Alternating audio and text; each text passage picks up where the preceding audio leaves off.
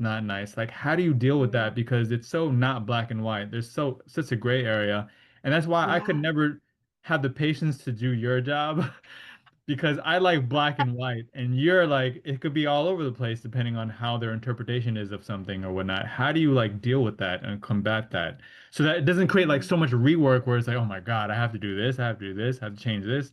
Like I couldn't do that. Like your tolerance or patience, or maybe you're really good at it where it doesn't happen. I just want to know how you deal with that. Yeah. Absolutely. I love this question. And it's funny because when I first dove into the world of design, even as a student, I went to art school to study design. My first thought was, how the heck are they going to grade us if everyone's taste is so subjective? Like, what if Yeah. my prof's taste is different from what my design style is? Does that mean I'm just going to fail his course? Right. Like, that was Yeah. literally the first thought that I had going in.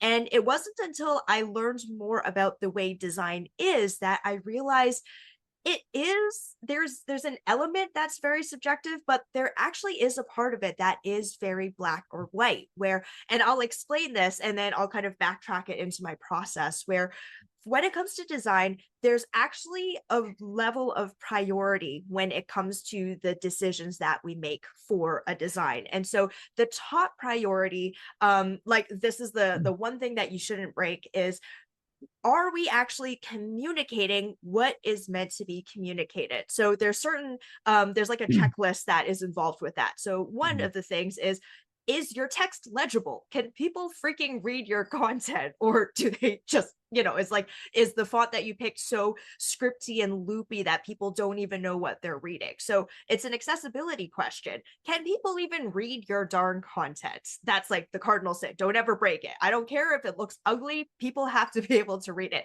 That's the very first thing, non-negotiable.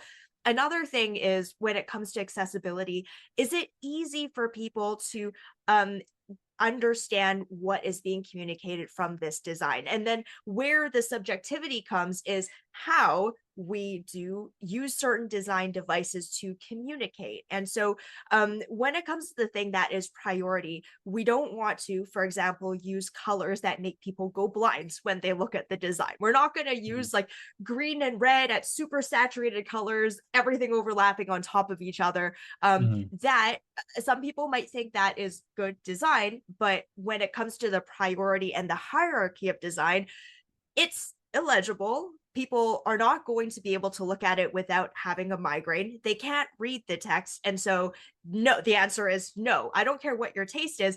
The design didn't do its job because it wasn't able to communicate Yeah. what was meant to be communicated. So, that's always Okay. like the first order of priority.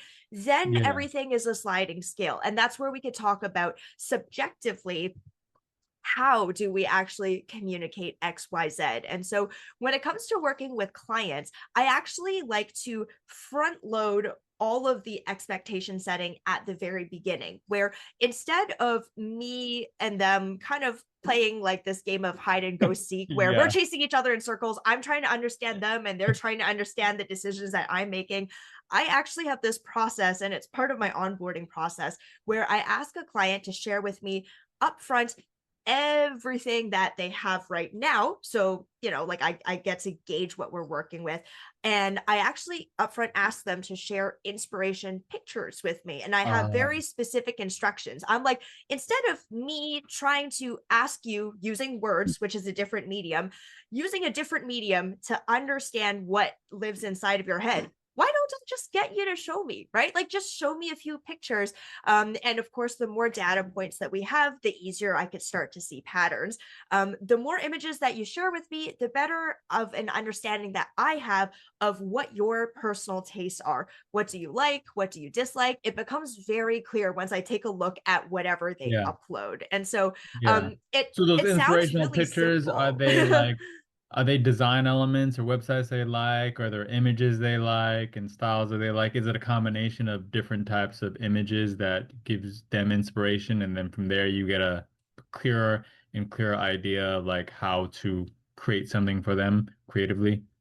Yeah. Yes, exactly. And so I have a specific like specific buckets where I ask people to upload things into. So I'm like, share with me like 5 to 10 images of things that you like. So it could be pictures, it could be graphics or just images of things. Share 5 to 10 with me of things that just really make you happy when you look at them. It doesn't have to be any rhyme or reason, just things that you Okay. really like.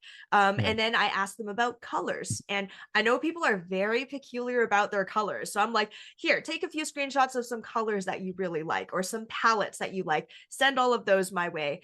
Same thing with fonts, and then same thing for logos. And so I do have specific categories that help me with nailing down, specifically when it comes to branding, what is their color palette going to be? What's the style of the imagery? What is their logo going to look like? And Mm. it's actually it's very effective. Like, I collect everything, and if everything's good, I don't actually have to make a whole lot of adjustments. I just present it back to them, and I'm like, all right, this is what your logo style is going to look like because you just told me that you like it, and there's a clear Yeah. pattern between the images that you've uploaded. So once you break it down and you share it back to them, it's kind of like there's no questions, because at that point, whatever I create Understand. is just the custom designed version of what they have already shared with me. So it's Yeah, so you're mind eliminating reading. that subjectivity with Mm, gathering their information, and then from there you have a framework in place, and then from there you give them a presentation, and then it eliminates mm. that subjectivity where it's like, okay, this is what you told me, this is what I'm how interpreting it, this is it, this is based on your taste, and most of Yeah. the time, I'm assuming most of the time they're like, yeah, that's good, or they might have little changes here and there, but they're not so Mm. extreme where it's like you're like way off. Yeah, exactly. Because Yeah. I'm literally just showing them what they shared with me. I'm like, is it good? And they're like, yeah, it's good, because they're the Okay. ones who uploaded it. So it's this funny thing that I do. It's like mind reading with clients, but when in Yeah. reality, I'm just like, well, just show me what you like. And then once I see it, it's very easy for me to see the patterns and then fill in the gaps for them. So Yeah. it's a very Yeah. smart process that I've developed over Yeah. the And that's years. something that, I mean, what you have is a skill set that nobody could duplicate. Like you make it sound simple, but for a person Mm, that's not trained, they can't do that. So that's the value that you provide to be able to interpret their likes and all the different like image types or whatever, and then translate it mm, into something that's going to truly work for them. So that in itself is a skill set that shouldn't be undervalued for sure. So absolutely.